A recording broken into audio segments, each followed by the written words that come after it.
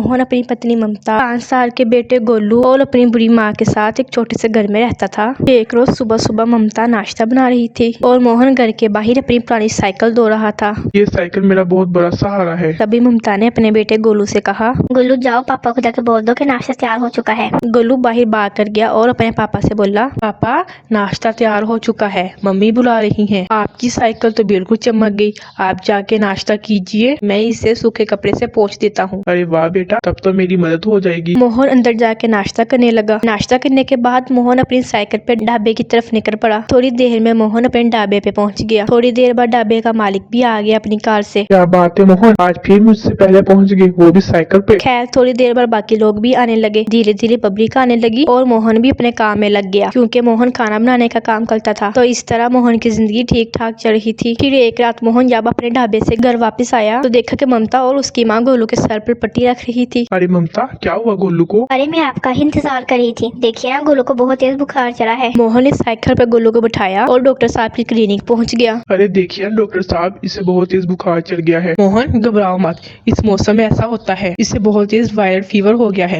लगातार 3 दिन तक दवाइयाँ खिलाते रहना, ये बिल्कुल ठीक हो जाएगा। और तुम्हारे 300 रुपए हुए। डॉक्टर साहब जल्दी जल्दी में मैं पैसे लाना भूल ही गया। मैं कल ढाबे पे जाते वक्त आपको दे जाऊंगा। अरे नहीं नहीं, उसकी जरूरत नहीं है। बहुत दिन हो गए मैंने मटर पनीर नहीं खाया। मैं कल तुम्हारे ढाबे पे आऊंगा और इन पैसों के बदले तू मुझे मटर पनीर खिला देना। अरे अरे क्यों नहीं डॉक्टर साहब, ये तो मेरे लिए बहुत खुशी की बात होगी। मोहन गोलू को लेकर घर आया और फिर उसको दवाई खिला दी। थोड़ी देर बाद गोलू का बुखार कम हो गया। 2 दिन में ही गोलू पूरी तरह ठीक हो गया। फिर एक रात मोहन घर तो वापस आया, लेकिन अकेले नहीं, अपने मालिक के साथ। मोहन के हाथ और पैरों में पट्टी बंधी हुई थी। ममता, उसकी सास और गोलू उसके साथ में देखकर परेशान हो गए। भाई साहब क्या हुआ मेरे पति को, कुछ बोलते क्यों नहीं आप? अरे देखिए, मोहन खाना बना रहा था तभी गैस सिलेंडर ब्लास्ट हो गया, जिससे कई लोग जख्मी हो गए। उसमें से एक मोहन भी था। मैंने इसकी पट्टियां करवा दी हैं। इसे कल ही किसी अच्छे डॉक्टर को दिखा देना। इनकी साइकिल मेरे ढाबे पे खड़ी है, मैं कल भिजवा दूंगा। इतना बोलकर मालिक वहाँ से चला गया। इधर मोहन को ममता ने बिस्तर पर लिटाया और उसकी माँ रोने लगी। हे खुदा, ये क्या हो गया मेरे बेटे को? इतनी बड़ी घटना अचानक कैसे हो गई? सासू माँ, गोलू पापा को परेशान मत करो, शायद उनको बोलने में तकलीफ हो रही है।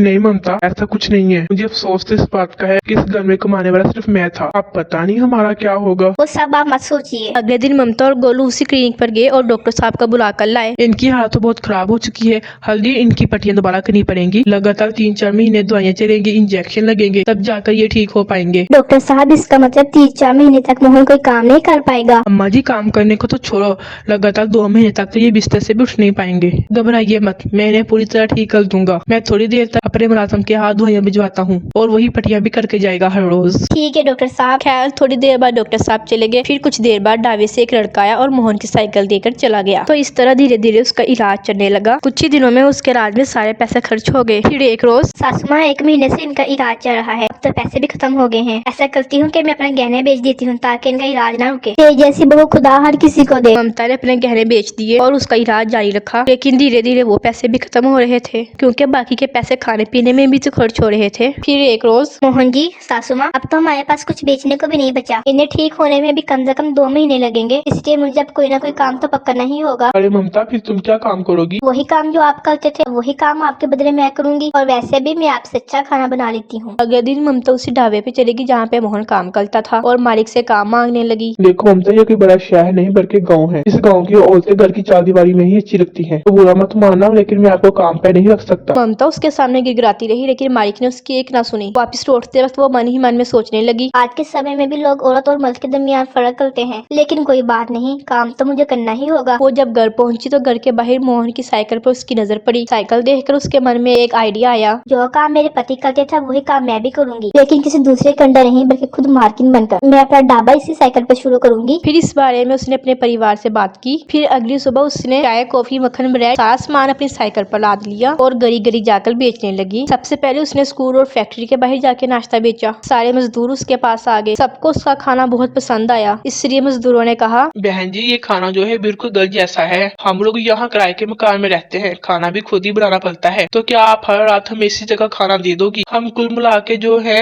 कितने 50 लोग हैं। हाँ हाँ, क्यों नहीं, मुझे अपना पता बता दीजिए, मैं 50 लोगों का टिफिन आपके रूम तक पहुँचा दिया करूंगी। तो इसी तरह पहले दिन से ही उसका काम बहुत अच्छा चलने लगा। हर दिन 50 टिफिन का ऑर्डर उसे पहले दिन ही मिल गया। सुबह जब ममता साइकिल ढाबा लेके निकलती थी और रात को वापस आती थी तो गाँव की औरतें उसे ताने देने लगी। ये देखो, हमारे गांव की बेइज्जती करवा रही है। औरत होकर साइकिल पर चलता फिरता ढाबा खोल दिया इसने। लेकिन ममता किसी की बात पर भी ध्यान नहीं देती थी। वो चुपचाप अपना काम किए जा रही थी। धीरे धीरे वो पूरे इलाके में फेमस होने लगी, साइकिल पर चलता फिरता ढाबे के नाम से। ये बात जब कलेक्टर तक पहुंची तो अब उसने पूरे गांव के सामने ममता को सम्मान दिया। वहाँ पर ढाबे का मालिक भी मौजूद था। अब गाँव वालों का सर शर्म से झुक गया। तभी ढाबे का मालिक मन ही मन में सोचने लगा, मैं पीछे 20 सालों से अपना ढाबा चला रहा हूँ, लेकिन मुझे तो आज तक कोई अवार्ड नहीं मिला। मुझ में और ममता में फर्क सिर्फ इतना है कि मैं किसी की इंस्पिरेशन नहीं बन पाया। वेल डन ममता बहन, हो सके तो मुझे माफ कर देना। अब ममता पूरे शहर में फेमस हो गई। जब मोहन पूरी तरह से ठीक हो गया तो तब दोनों ने मिलकर उसी गांव में अपना ढाबा खोल लिया और खुशी खुशी अपनी जिंदगी बिताने लगे।